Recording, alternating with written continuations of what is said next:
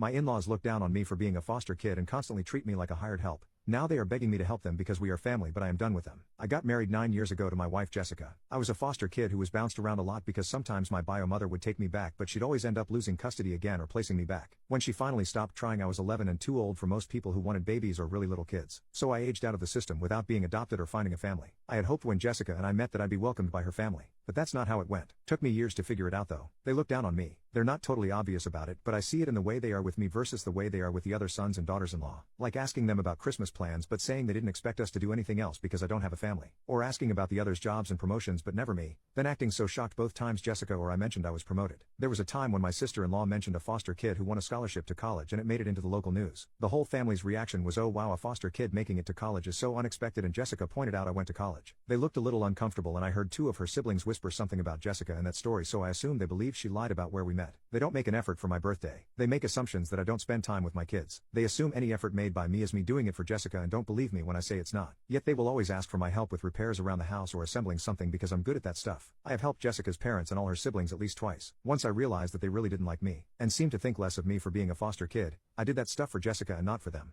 But then a few weeks ago Jessica's parents had issues with the stairs. I went and fixed them up. I spent hours working on one part and had to go and get extra materials. It was a whole thing. Some of the family came over while I was there and Jessica's parents made food for them. But nothing for me. When I asked them if there was any for me, they told me they didn't think I'd want to eat after working so hard. For hours, with no food in between. I told them they didn't think that. They simply didn't want to be polite to me and offer food after doing all that work for them. I was called out by Jessica's parents and her siblings. Jessica took my side as did some of the siblings' spouses. But I was called out again for not helping fix a shelf for one of Jessica's sisters and saying never again would I help any of them. They said family helps the family. I asked them when they ever treat me like family. Update. I decided I was done. I wasn't going to keep bending over backward for people who barely acknowledged me as part of their family. I told Jessica I wasn't fixing anything else for her parents or siblings. No more free labor for people who clearly didn't see me as one of them. She understood. She's always backed me up when it came to her family. But I knew it put her in an awkward spot. Still, she never asked me to change my mind. Sure enough, the requests kept coming. Jessica's sister texted me the next week, asking if I could come over and fix a shelf that was falling apart. I ignored it. Then her brother asked if I could help him put together a new grill he bought. The same deal left that message on read. They started to get the hint,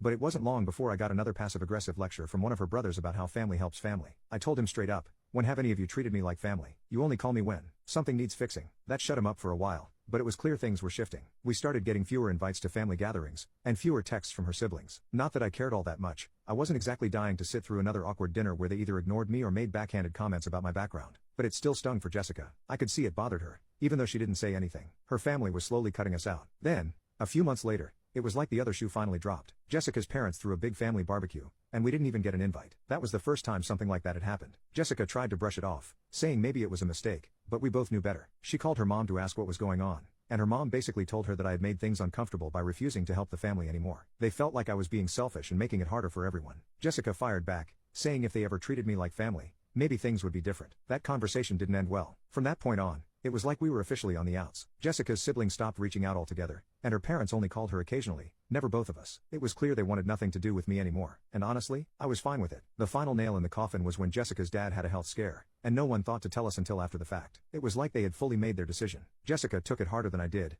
of course, but even she admitted that things had been strained for too long. She finally realized they were never going to accept me, and that hurt her more than anything else. So now, we're no contact with her side of the family. At first, it was weird. I think Jessica hoped they'd come around, that they'd reach out and try to mend things, but that never happened. It's been months, and honestly, I feel like a weight's been lifted off my shoulders. No more fake smiles, no more trying to prove myself to people who don't even care. Just me, Jessica, and our kids. That's the only family I need.